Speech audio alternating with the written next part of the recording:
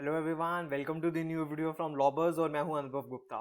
सो यार, आज की वीडियो के अंदर मैं बताने वाला हूं कि अगर आप लॉ एस्पिरेंट हो तो चाहे अगर आप 3 इयर्स का लॉ परस्यू करना चाहते हो या 5 इयर्स का BLLB करना चाहते हो, चाहे आप दिल्ली यूनिवर्सिटी को टारगेट करना चाहते हो या आप किसी भी NLU को टारगेट करना चाहते हो, सो वहां पे आपको 3 साल और 5 साल में क्या पढ़ाया जाएगा इसकी क्लैरिटी होनी बहुत ज्यादा जरूरी है, ताकि बच्चों को ये पता रहे कि अगले 3 या 5 साल हम कैसे स्पेंड करने वाले हैं। आज की वीडियो के अंदर मैं आपको बताने वाला हूं कि ऐसे कौन कौन से सब्जेक्ट्स है जो दिल्ली यूनिवर्सिटी के अंदर पढ़ाए जाते हैं as well as NLU Bangalore के अंदर पढ़ाए जाते हैं, उनके 3 साल और 5 साल के कोर्सेज रिस्पेक्टिवली के अंदर। चलिए शुरू करते हैं।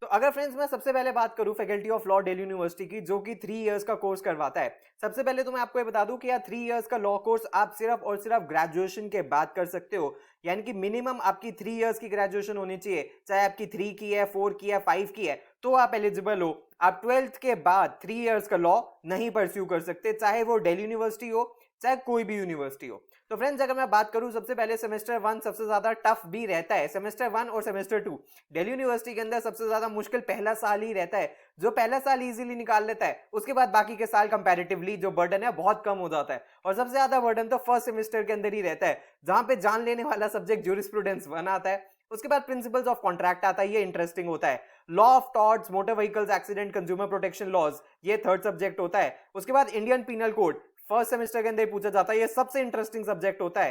एंड उसके बाद फैमिली लॉ के अंदर आपको हिंदू लॉ और मुस्लिम लॉ दोनों करवाए जाते हैं, जिसमें हिंदू लॉ के अंदर आपको marriage, adoption and maintenance, minority and guardianship करवाया जाता है। वेयर एज मुस्लिम लॉ के अंदर आपको marriage, divorce, dower, acknowledgement, paternity, वक्फ एंड एंडोमेंट्स करवाए जाते हैं। तो सेमेस्टर 1 का अगर मैं बताऊं तो सिर्फ एक जूरिस्प्रूडेंस को थोड़ा सा छोड़ दिया जाए तो बाकी के चारों सब्जेक्ट्स काफी इंटरेस्टिंग रहते हैं। उसके बाद अगर मैं सेमेस्टर 2 के बारे में बात करूं तो लॉ ऑफ एविडेंस काफी इंटरेस्टिंग सब्जेक्ट होता है। फैमिली लॉ 2 जो है ये थोड़ा सा कॉम्प्लिकेटेड होता है, और खासकर मुस्लिम लॉ जो कि इनहेरिटेंस में डील करता है। हिंदू लॉ और मुस्लिम लॉ दोनों की इनहेरिटेंस थोड़ी सी कॉम्प्लिकेटेड होती है, तो यहाँ पे मेहनत ज्यादा करनी पड़ती है। उसके बाद CRPC पढ़ाया जाता है लॉ ऑफ क्राइम्स के अंदर 2 के अंदर। आपको प्रॉपर्टी लॉ के अंदर ट्रांसफर ऑफ प्रॉपर्टी एक्ट पढ़ाया जाता है। एंड पब्लिक इंटरनेशनल लॉ भी आपको सेकंड सेमेस्टर के अंदर पढ़ाया जाता है। तो मैं फिर बता देता हूं आपको यार, जो भी चैलेंज है वो फर्स्ट ईयर तक है, उसके बाद इतना डिफिकल्ट नहीं रह जाता। उसके बाद सेमेस्टर 3 और सेमेस्टर 4 के अंदर मैं आपसे बात करूं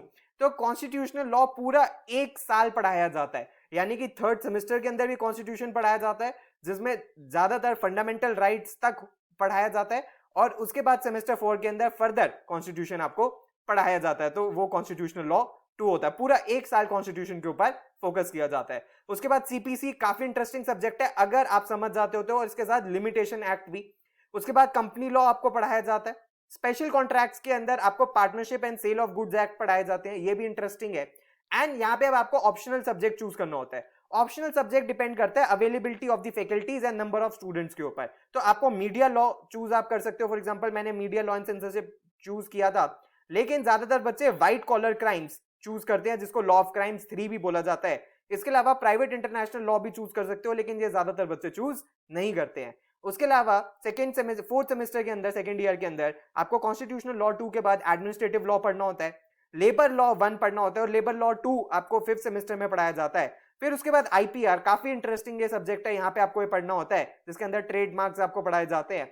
एंड ऑप्शनल सब्जेक्ट यहाँ पे भी आपको चूज करना होता है, gender justice, international institutions, competition law, ज्यादातर बच्चे कंपटीशन लॉ चूज करते हैं। उसके अलावा legislative drafting, humanitarian and refugee law, subject to availability of the students and the faculty. और अगर मैं फाइनल ईयर के बारे में बात करूं तो यहाँ पे बर्डन बहुत ही कम हो जाता है। फॉर एग्जाम्पल आपको आर्बिट्रेशन एक्ट पढ़ाया जाता है, बहुत ही छोटा सा सब्जेक्ट है, कुछ भी नहीं है इसके अंदर। ड्राफ्टिंग, प्लीडिंग एंड कन्वेंसिंग का पेपर भी कुछ मुश्किल नहीं है, इसमें ज्यादातर ड्राफ्टिंग आपको सिखाई जाती है कि लीगल ड्राफ्टिंग कैसे करते हैं। इंडस्ट्रियल लॉ आपका लेबर लॉ से कंटिन्यूएशन के अंदर ही रहता है। और IPR 2 आपको यहाँ पे पढ़ाया जाता है, यहाँ पे डिजाइन, पेटेंट्स और ये सारी चीजें होती हैं। और फिर आपको optional law, optional subject choose करना होता है, जिसमें आप इंफॉर्मेशन टेक्नोलॉजी लॉ चूज कर सकते हो, जूरिस्प्रूडेंस 2 जिसको रेयरली कोई चूज करता है, इंटरनेशनल ट्रेड लॉ, ज्यादातर बच्चे rent control and slum clearance को चूज करते हैं, या बिजनेस रेगुलेशन को भी चूज कर सकते हैं। उसके अलावा 6 सेमेस्टर में तो बर्डन और कम हो जाता है। यहाँ पे आपको advocacy, ethics and professional accounting पढ़ाई जाती है, इसमें कुछ भी नहीं होता, बहुत ही सिंपल ये रहता है। मूट कोर्ट के अंदर कोई खास पेपर नहीं होता, यहाँ पे मूट कोर्ट और इंटर्नशिप के आपके मार्क्स होते हैं। उसके अलावा एनवायरमेंटल लॉ काफी डुएबल होता है, इसमें बस एक एमसी मेहता है जो सारे केसेस एमसी मेहता के ऊपर बेस्ड होते हैं। एंड टैक्सेशन लॉ, यहाँ पे आपको इनकम टैक्स पढ़ाया जाता है। तो जो बच्चे कॉमर्स बैकग्राउंड से नहीं होते उनको बस टैक्सेशन लॉ के अंदर थोड़ी सी ज्यादा प्रॉब्लम आती है, एज वेल एज जो सेकेंड ईयर के अंदर कंपनी लॉ था यहाँ पे भी उनको प्रॉब्लम आती है कि जिन्होंने कॉमर्स नहीं पढ़ी होती। इसके अलावा ऑप्शनल सब्जेक्ट यहाँ भी होता है जिसमें मैक्सिमम बच्चे इंटरप्रिटेशन ऑफ स्टैट्यूट्स चूज करते हैं, लेकिन इसके अलावा आप insurance and banking, election law, minor act, supreme court के रूल्स और लॉ ऑफ कैरेजेस भी चूज कर सकते हो। तो फ्रेंड्स ये तो था दिल्ली यूनिवर्सिटी के अंदर 3 ईयर के कोर्स के अंदर। अगर मैं 5 इयर्स के एनएलयू बैंगलोर के बारे में बात करूं तो अब यहाँ पे आपके एक साल में 2 सेमेस्टर्स नहीं 3 ट्राइमेस्टर्स होते हैं और हर ट्राइमेस्टर के अंदर आपको 4-4 सब्जेक्ट्स पढ़ने होते हैं। ये इनका करिकुलम है इनके बीए एलएलबी प्रोग्राम का। यहाँ पे आपको बीए के भी सब्जेक्ट्स पढ़ने होंगे एज वेल एज एलएलबी के भी सब्जेक्ट्स पढ़ने होंगे। तो आप देख सकते हो सोशियोलॉजी 1, इकोनॉमिक्स 1, लीगल मेथड्स 1 और टॉर्ट्स 1। फिर उसके बाद इकोनॉमिक्स 2, टॉर्ट्स 2, हिस्ट्री 1 और कॉन्ट्रैक्ट्स पढ़ाया जाता है आपको कॉन्ट्रैक्ट 1। फिर सोशियोलॉजी 2, पॉलिटिकल साइंस 1, कॉन्ट्रैक्ट 2 और कॉन्स्टिट्यूशनल लॉ 1 आपको फर्स्ट ईयर के अंदर पढ़ाया जाता है। उसके अलावा अगर मैं सेकंड ईयर के बारे में बात करूं तो फैमिली लॉ 1, फिर पॉलिटिकल साइंस 2, कॉन्स्टिट्यूशनल लॉ 2 और क्रिमिनल लॉ 1 पढ़ाया जाता है। फिर जूरिस्प्रूडेंस 1, कॉन्स्टिट्यूशनल लॉ 3। अब यहाँ पे कॉन्स्टिट्यूशनल लॉ 3 पार्ट्स में डिवाइडेड है। प्रॉपर्टी लॉ फिर पढ़ाया जाता है, फैमिली लॉ 2 पढ़ाया जाता है, क्रिमिनल लॉ पढ़ाया जाता है, फिर एडमिन लॉ, लैंड लॉज और हिस्ट्री 2 आपको यहाँ पे 6 ट्राइमेस्टर के अंदर पढ़ाई जाती है। अगर मैं थर्ड ईयर के बारे में बात करूं तो आपको सीपीसी 1, फिर क्रिमिनल लॉ 3 पढ़ाया जाता है, फिर लॉ ऑफ एविडेंस भी इसी के साथ रहता है और सेमिनार ये ऑप्शनल सब्जेक्ट्स रहते हैं। फिर सीपीसी 2 आपको 8th ट्राइमेस्टर के अंदर पढ़ाया जाता है, कॉर्पोरेट लॉ 1, फिर लॉ पॉवर्टी एंड डेवलपमेंट आपको पढ़ाया जाता है, फिर सेमिनार ये ऑप्शनल सब्जेक्ट रहता है। एंड फिर ऑल्टरनेट डिस्प्यूट रेजोल्यूशन आपको 9th ट्राइमेस्टर के अंदर पढ़ाया जाता है, कॉर्पोरेट लॉ 2 और उसके बाद ड्राफ्टिंग, प्लीडिंग एंड कन्वेंसिंग आपको पढ़ाया जाता है और यहां भी एक सेमिनार सब्जेक्ट आपके पास रहता है। नेक्स्ट है अगर मैं फोर्थ ईयर के बारे में बात करूं तो फिर यहाँ पे आपको labour law, taxation law, professional ethics और फिर जो सेमिनार्स हैं ये सारे के सारे आपके ऑप्शनल सब्जेक्ट्स हैं। उसके बाद labour law 2, environmental law, international law 1, फिर उसके बाद आईपीआर 1, ह्यूमन राइट्स और उसके बाद जूरिस्प्रूडेंस 2 आपको यहाँ पे पढ़ाई जाती है। एंड अगर फ्रेंड्स मैं फिफ्थ ईयर के बारे में बात करूं तो फिफ्थ ईयर में थोड़ा सा स्पेशलिटी के ऊपर फोकस करते हैं एनएलयू बैंगलोर वाले।